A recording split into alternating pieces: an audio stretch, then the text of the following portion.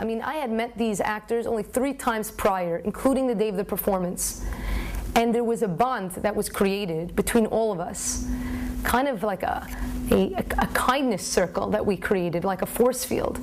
And the amount of emails that I received from the cast members, meaning months after the production, and it was only 1 day of production, about kindnesses that they've experienced, that they've passed forward, ways that they've increased their own awareness. It made me realize that this is something that's possible. I think things happen, little things happen all the time, and I think it's more about being aware of them.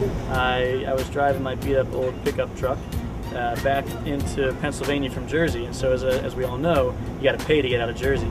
Actually, one time I was living in Brooklyn.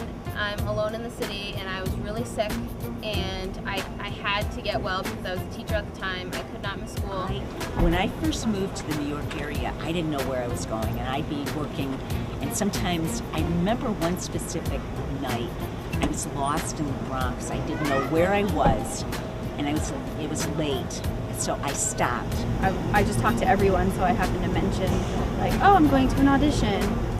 One of my $3 that I had left, I tipped it to the gas attendant guy that filled my tank up, and so I was down to $2. And so as I'm coming through, I say, "What do I do? I don't have any more cash besides $2." I called the hospital across the street and said, "Do you have an emergency appointment? I'm really sick. I need to come in today." And the lady was like, "We have nothing." And then she's like, "How old are you? Blah blah blah." And she goes, "Let me call you right back." The cab driver was sort of like, well, I'll stay here and wait for you. I go up to them and I say, "Listen, I have $2. What can I do? Do you guys take cards?" They're like, "Well, we don't take cards for cars." I'm like, "Oh, it's not a car. It's that truck over there."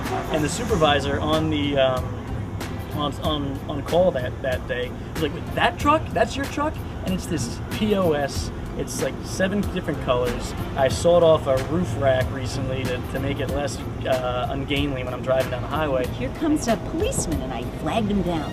I said, "Excuse me, can you show me how to get to the freeway?" He goes, "Follow me, I'll take you there."